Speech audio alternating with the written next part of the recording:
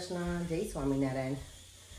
આજે ટ્યુઝડે છે ને, આજની ગરમી તો રેકોર્ડ બ્રેક હશે એવું લાગે છે. એટલી ફૂલ ગરમી છે ને અત્યારમાં જ. અને અહીંયા જો દેવમય રેડી થઈ ગયો છે, પર્યંગ રેડી છે અમને ડ્રોપ કરવા માટે. દેવમને આજે સ્કૂલ યુનિફોર્મમાં નથી જવાનું, ગરમીના લીધે સ્કૂલમાંથી મેસેજ આવી ગયો છે કે આજે એ લોકોને નોર્મલ કપડામાં જવાનું છે. નહીં દેવું? ચાલો તો રેડી થઈ ગયા છે, હવે નીકળે. અત્યારે જો પ્લાન્ટ એકદમ સરસ ગ્રો થવા લાગ્યા છે. જો કેટલા બધા નવા લીવ્સ આવે છે મની પ્લાન્ટમાં. જો તડકામાં એવા કાળિયા થઈ ગયા છે ને, નહીં? અમે નહીં, ખાલી એવું હું જેમ. ઓકે, સારું તો એવું રાખો. બીજું શું, હું થઈ ગઈ છું, હું અને દેવમ બંને પર. ચાલો દેવમને ડ્રોપ કરી અને પર્યંક પછી મને અને મારી ફ્રેન્ડને ડ્રોપ કરશે. પછી જઈશું સલૂનમાં. ફ્રેન્ડ આગળ જ બેઠી છે.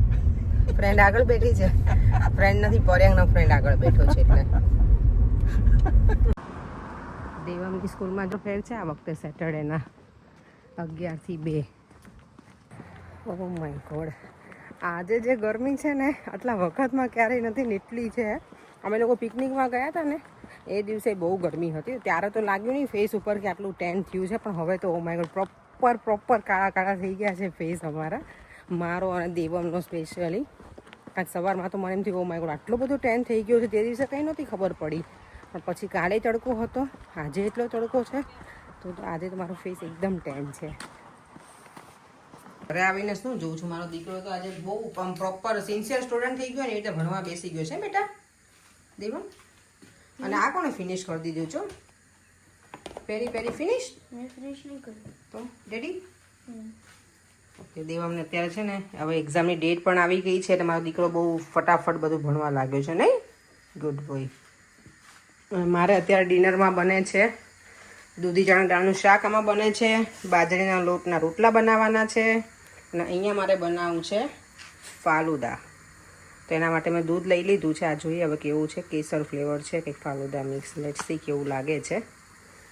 મારા ઘરે અત્યારે છે ને ગેસ્ટ હોય તો મારી સામે મારી ફ્રેન્ડ રહી છે, અને મમ્મી લોકો આવ્યા છે ઇન્ડિયાથી. જવાનો એ લોકોનો ટાઈમ થઈ ગયો. મેં ઘણા વખતથી કીધું હતું કે આવજો, લઈને આવજો, પણ એ પણ ફ્રી નહોતા. ઓબ્વિયસલી પહેલી વખત આવ્યા હોય એટલે એ લોકોને બધા રિલેટિવ્સને બધા રહેતા હોય તો ક્યાંક ને ક્યાંક જવાનું હોય, એટલે તો મને કે સારું અત્યારે તમે ફ્રી થઈ જાઓ પછી અમે આવીશું. એટલે ઓબ્વિયસલી ચા પાણી કરવા, પણ ચા તો અત્યારે આ ગરમીમાં પીવાય એવું જ નથી. એટલે બધું ફાલુદા બનાવું, પછી ઠંડુ કરવા મૂકી દઈશ ફ્રીઝરમાં. ફ્રીજમાં તો આ ઠંડુ થાય એવું નથી જલ્દી એમ, કારણ કે ઓલરેડી અત્યારે 7 વાગવા આવ્યા છે. હું રસોઈને બધું બનાવીને રેડી થઈશું ને, મને લાગે કામ કરીને તો લેટ જ થઈ જશે, એટલે મેં અત્યારથી પહેલાં રેડી કરી દઉં. રોટલા બનાવી લઉં, જમીને પછી થોડું ટાઈડી કરી અને પછી એમને બોલાવીશું. દૂધ જો થોડું ગરમ થઈ જાય ને પછી અમે આ મિક્સ કરી દીધું છે, આનું જે રેડી મિક્સ હોય ને એ ફાલુદા માટેનું. હવે આને ઉકળવા દેવાનું છે. અને અહીંયા મારે કુકરની સીટીઓ ચાલુ છે. અહીંયા મારો ગેસ ચાલુ થઈ ગયો છે રોટલા બનાવવા માટે. અહીંયા લોટ મેં રેડી કરી દીધો છે.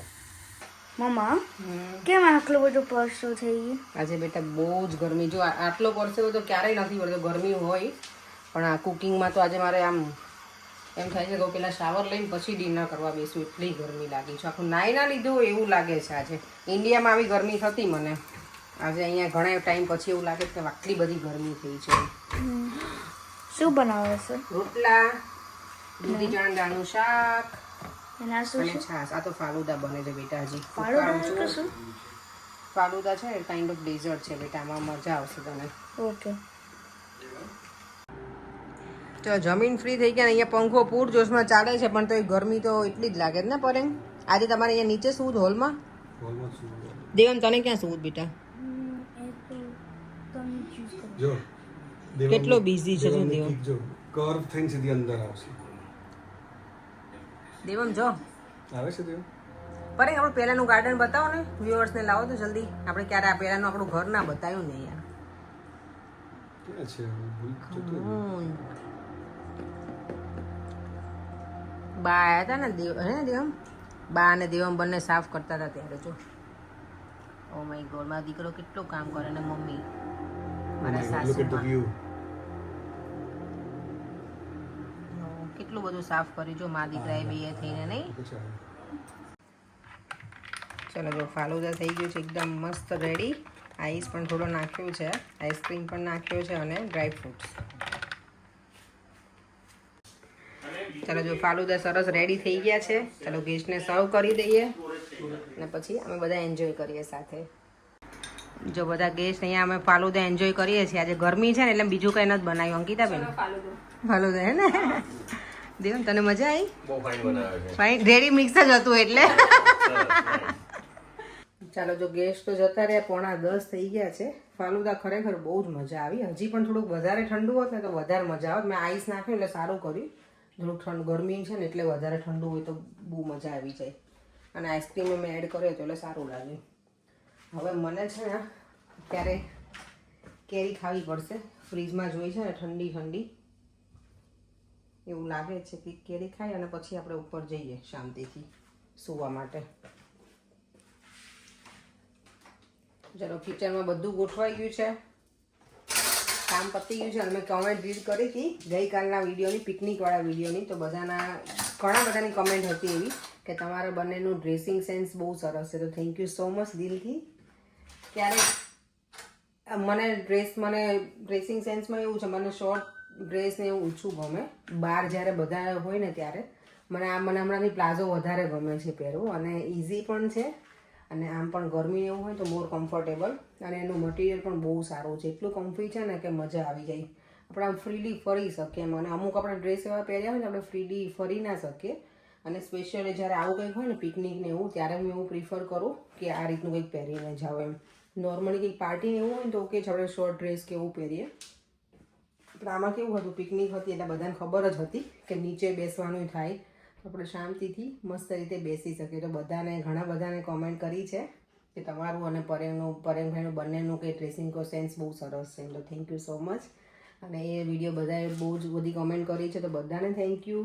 ફરીથી મળીશું કાલે નવા વિડીયો સાથે. બાય બાય, જય શ્રી કૃષ્ણ અને જય સ્વામિનારાયણ. જોઈએ ફાલુદા તો મેં રેડી મિક્સનો બનાવ્યો હતો.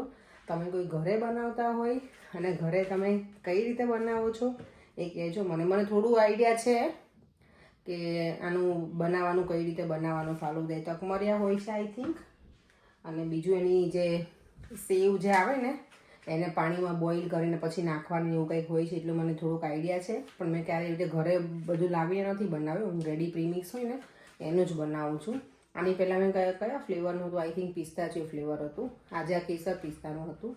હજી એક બાકી છે રોઝ ફ્લેવરનું છે, એ હવે નેક્સ્ટ ટાઈમ બનાવીશું. અને હવે જ્યારે કુરિયર મંગાવીશ ને ઇન્ડિયાથી ત્યારે પાછું આ કંઈક મંગાવી લઈશ બીજા ફ્લેવરના, તો મજા આવે અલગ અલગ. સ્પેશિયલી ફાલુદા છે ને ગરમીમાં જ મજા આવે પીવાની. ચાલો તો વિડીયોને એન્ડ કરી દઈએ. બાય બાય, જય શ્રી કૃષ્ણ, જય સ્વામિનારાયણ. જો વિડીયો ગમે હોય તો લાઈક, શેર અને મારી યુટ્યુબ ચેનલને સબસ્ક્રાઈબ કરવાનું ના ભૂલતા. બાય.